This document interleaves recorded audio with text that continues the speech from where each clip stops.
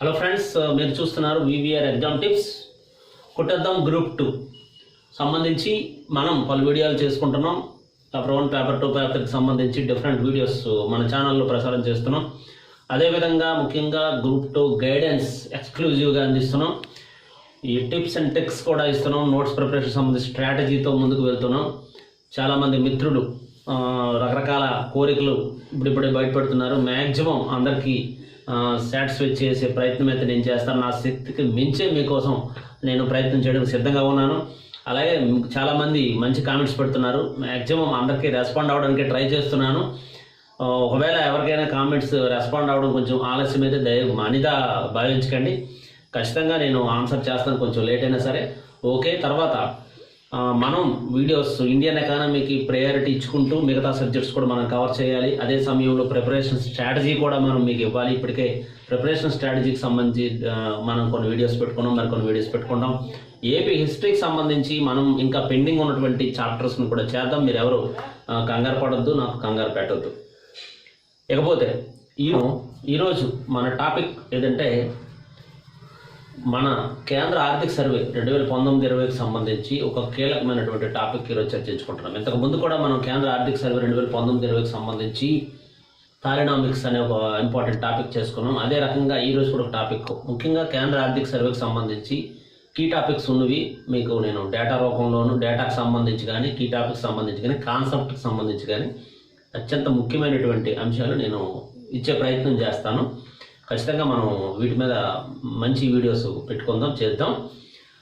ఈరోజు కూడా దానిలో భాగంగా మన ఇండియన్ ఎకానమీకి సంబంధించి పేపర్ 3 గ్రూప్ 2 పేపర్ 3 ఇండియన్ ఎకానమీకి సంబంధించి కీ కాన్సెప్ట్ అయినటువంటి ప్రపంచ వాణిజ్యం. ఈ ప్రపంచ వాణిజ్యంలో మన పాత్ర, మన ఎగుమతులు దిగుమతులకు సంబంధించి ఒక ఇంట్రెస్టింగ్ అంశం.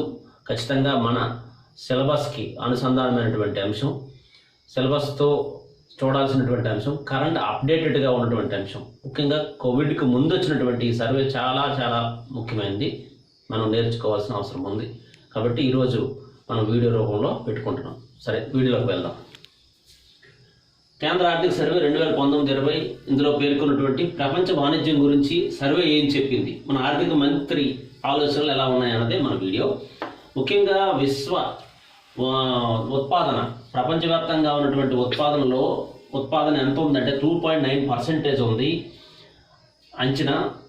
అందువల్ల వాణిజ్యం 1.0% జరుగుతుందని మనకి ప్రపంచ వాణిజ్యం చెబుతోంది. అయితే అత్యధిక వాణిజ్యం జరిగినటువంటి సంవత్సరం చూస్తే, అత్యధిక వాణిజ్యం జరిగిన సంవత్సరం చూస్తే 2017 5.7% వాణిజ్యం జరిగింది. ఇది చాలా ఇంపార్టెంట్. ప్రపంచ వాణిజ్యం అత్యధికంగా నమోదైన సంవత్సరం అన్నటువంటి బిట్ వచ్చినప్పుడు మనం 2017 అని చెప్పాలి.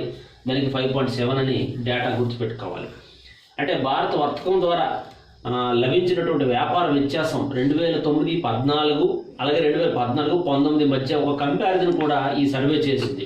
అంటే 2009 నుంచి 14 వరకు ఈ వర్తకం ద్వారా లభించినటువంటి వ్యాపారం ఎలా ఉంది, ఈ వ్యాపార వ్యత్యాసం ఎలా ఉంది అంటే 2009-14 ఒక వార్షికంగా తీసుకున్నారు. అలాగే 2014 నుంచి 19 ఒక వార్షికంగా తీసుకున్నారు. ఇలా తీసుకున్నప్పుడు 2014-19లో బ్రహ్మాండమైనటువంటి వ్యాపారం జరిగింది అని చెప్పుకొచ్చారు. దీనికి రీజన్ కూడా ఒకటి సర్వే పేర్కొంది. ఆ రీజన్ ఏంటంటే 2016-17లో ముడి చమురు ధరలు 50% కంటే తక్కువ అయ్యాయి. అంటే ముడి చమురు అన్నది మనం దిగుమతి చేసుకుంటున్నాం. మనం దిగుమతి చేసుకుంటున్నటువంటి సరుకు తాలూకా ధరలు తగ్గితే ఆటోమేటిక్గా మనకి ఒకవేళ డిమాండ్ ఉండి దిగుమతి పెరిగినా సరే వాటి ధర తగ్గింది కాబట్టి మనకి వ్యాపార వ్యత్యాసం అనేది ఆటోమేటిక్గా బాగా పెరగడానికి అవకాశం ఉంటుంది అన్నది సర్వే అభిప్రాయం, ఆర్థిక సర్వే అభిప్రాయం. లేకపోతే ముఖ్యంగా మనం వ్యాపారాలు ఎక్కువగా చేసే దేశాలు గమనిస్తే ఇది చాలా ముఖ్యమైనటువంటి అంశం. USA United states of America, China, UAE United Arab Emirates, Saudi Arabia, Hong Kong దేశాలతో ఎక్కువగా మనం వ్యాపారాలు, లావాదేవీలు, ఎగుమతులు దిగుమతులకు సంబంధించినటువంటివన్నీ మన ఇండియాతో ముడిపడినటువంటి దేశాలు. ఇవి చాలా ముఖ్యమైనటువంటిది. లేకపోతే ఎగుమతుల వరకు చూసుకుంటే ఇప్పటి వరకు మన భారతదేశం ఎగుమతులు ఎలా ఉన్నాయో ఒకసారి చూద్దాం. అంటే సర్వే చెప్పినటువంటి అంశాలు ఇవి. పెట్రోలియం ఉత్పత్తులు మన ఎగుమతుల్లో సింహభాగం పెట్రోలియం ఉత్పత్తులు. ఈ బిట్ గతంలో ఇచ్చాడు. మనం ఎక్కువగా ఎగుమతులు చేసే వస్తువులు ఏవి అంటే అంశం ఏది అంటే పెట్రోలియం ఉత్పత్తులు అని చెప్పాలి. రత్నాలు వంటి విలువైన రాళ్ళు తర్వాత స్థానం, ఆ తర్వాత ఔషధాల సూత్రీకరణ, తర్వాత జీవ సంబంధమైనటువంటి ప్రయోగాంశాలు, అలాగే బంగారం, ఇలాంటివి ఇతర విలువైనటువంటి లోహాలు. ఇవి మన భారతదేశం ఎగుమతులు చేస్తున్నటువంటి ఉత్పత్తులు అన్నమాట. అదేవిధంగా మనం ప్రధానంగా ఏ దేశాలకి ఎగుమతులు చేస్తున్నామో ఇది కూడా వరుస క్రమంలో ఆర్థిక సర్వే పేర్కొంది. అత్యధిక ఎగుమతులు మనం అమెరికాకి చేస్తున్నాం, యుఎస్ఏకి. తర్వాత స్థానం యుఏఈ, యునైటెడ్ అరబ్ ఎమిరేట్స్కి చేస్తున్నాం. తర్వాత చైనా, తర్వాత హాంకాంగ్లకి మన ఎగుమతులు అనేవి ఎక్కువగా ఉన్నాయి. ఇది ఒక వరుస క్రమం చూసుకోవాలి. యుఎస్ఏ, యుఏఈ, చైనా, హాంకాంగ్గా మనం గమనించాలి. ఇక స్థూల దేశీయోత్పత్తికి వాణిజ్య ఎగుమతుల మధ్య నిష్పత్తి తగ్గితే విదేశీ చెల్లింపుల శాసనంలో ప్రతికూల ప్రభావం చూపుతుంది. అంటే మనం స్థూల దేశీయోత్పత్తి జీడిపికి వాణిజ్య ఎగుమతులకి మధ్య నిష్పత్తి తగ్గిందనుకోండి, విదేశీ చెల్లింపుల ప్రతికూల ప్రభావం చూపుతుంది. అంటే ఎగుమతులు అన్నవి పెరగాలి, ఎగుమతుల విలువ కూడా పెరగాలి. ఎగుమతులు పెరగాలి, ఎగుమతుల విలువ పెరగాలి.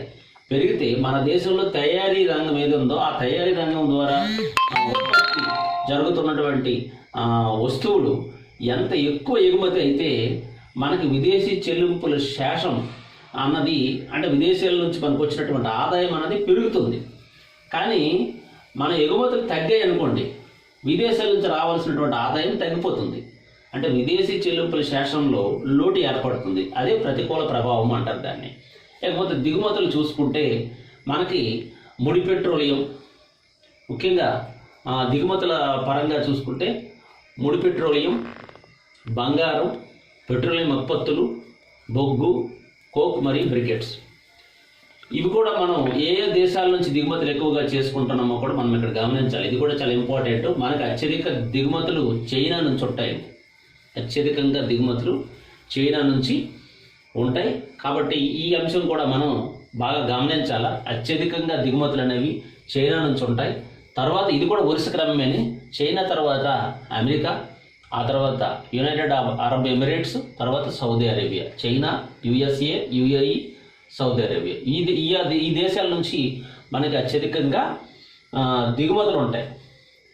ముఖ్యంగా పెట్రోలియం ఏతర వస్తువులు, బంగారం దిగుమతులు తగ్గుదల స్థూల దేశీయోత్పత్తుల వృద్ధిపై సానుకూల ప్రభావం చూపుతాయి. సానుకూల ప్రభావం అంటే మనం పెట్రోలియం యాత్రకు సంబంధించి అంటే పెట్రోలియం కాకుండా మిగతావి పెట్రోలియం యాత్ర వస్తువులు, బంగారం దిగుమతులు తగ్గుదల అయిందనుకోండి, తగ్గించామనుకోండి, స్థూల దేశోత్పత్తి వృద్ధిపై సానుకూల ప్రభావం అంటే మనం బంగారం ధర పెరుగుతుంది, దాని దిగుమతుల మీద సుంకం పెంచారు.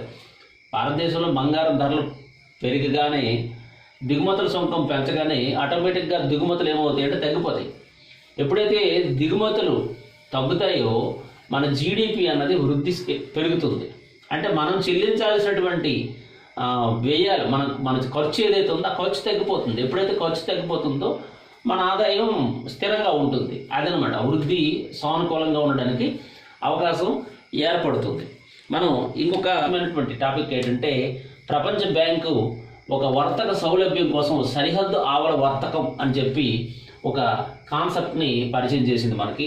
ఈ కాన్సెప్ట్లో భారతదేశం 2016లో 143వ ర్యాంక్ ఉంటే 2019లో 68వ ర్యాంక్ ఉంది. అంటే ర్యాంకు మెరుగుపడింది. మనం ఇక్కడ గమనించింది ఏంటంటే ర్యాంకు మెరుగుపడింది అనమాట. సరిహద్దుల ఆవల వర్తకం అని ప్రపంచ బ్యాంకు ఒక సూచి అన్నది ప్రవేశపెట్టింది, వర్తక సౌలభ్య సూచి. ఈ సూచీలో 2016 143వ ర్యాంక్ అయితే 2019 68వ ర్యాంకు. ఇక లాజిస్టిక్ పరిశ్రమ మన భారతదేశంలో మంచి ఉన్నతమైనటువంటి ప్రతిభ కనబర్చిందని సర్వే పేర్కొంది. అది $160 బిలియన్ నుంచి 2020కి $215 బిలియన్ చేరుతుందని ఒక అంచనా వేసింది. అది ఒక అంచనాగా మనం భావించాలి. అలాగే వరల్డ్ బ్యాంక్ వ్యూహరచన పనితీరు సూచిక అని చెప్పి ఇంకొకటి ప్రవేశపెడితే దానిలో భారతదేశం 2014లో 54వ ర్యాంకును అంటే వ్యూహరచన పనితీరు సూచిక. ఈ సూచిక 2014లో భారతదేశం 54వ ర్యాంక్ ఉంటే 2018లో 44వ ర్యాంక్కి వచ్చిందంటే మెరుగుదల ఇక్కడ కూడా మనకి మెరుగు కనిపించింది. ఇకపోతే 2019-20 నికర విదేశీ ప్రత్యక్ష పెట్టుబడులు తొలి 8 నెలలు 24.4 బిలియన్ అమెరికన్ డాలర్లకి చేరుకుంది. ఇది కూడా చాలా మంచి ప్రోగ్రెస్ అని చెప్పి మన ఆర్థిక సర్వే చెప్పింది. అలాగే భారత సెక్యూరిటీలో ప్రవాస భారతీయులు మొదటి 8 నెలలు తొలి 8 నెలలు 12.6 అమెరికన్ బిలియన్ బిలియన్ డాలర్లు 12.6 బిలియన్ డాలర్లు పెట్టారు.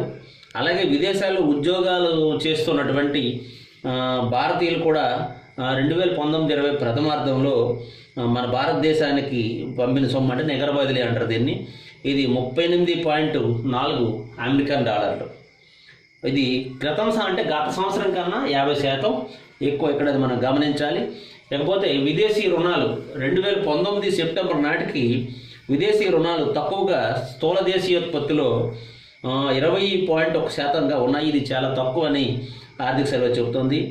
2014-15 తర్వాత గణనీయంగా తగ్గడం మొదలై తర్వాత భారతదేశం విదేశీ రుణాలకు స్థూల దేశీయోత్పత్తికి జీడిపికి మధ్య ఉన్న నిష్పత్తి 2019 జూన్లో జూన్ చివరిలో పెరిగిందనమాట.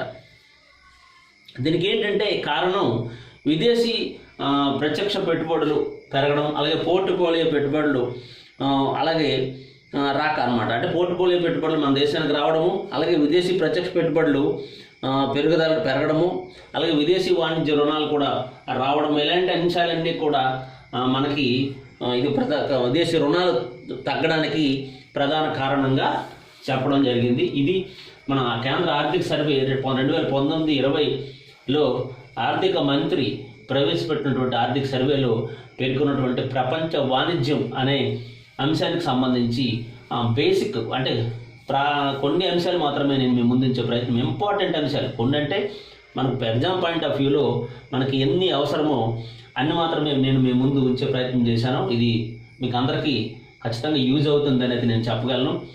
ఇది మన నోట్స్లో చాలా వరకు మనకు ఆర్థిక సర్వే మెటీరియల్లో దొరకవచ్చు. కాకపోతే ఏంటంటే మనం మెటీరియల్లో ఏవి అవసరం లేదు అనేది తెలుసుకోవడం, ఎలిమినేట్ చేయడం అనేది కొంచెం కష్టం అవుతుంది. అందుకు నేనేంటంటే కొన్ని ఎలిమినేట్ చేసి మనకు అవసరమైనటువంటి కొన్ని పాయింట్స్ని మీకు బోర్డు మీద రాసే ప్రయత్నం చేశాను.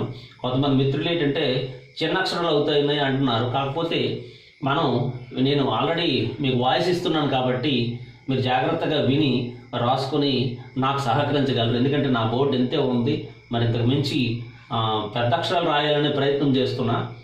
రైట్, అర్థమైందని భావిస్తున్నా. Thank you very much.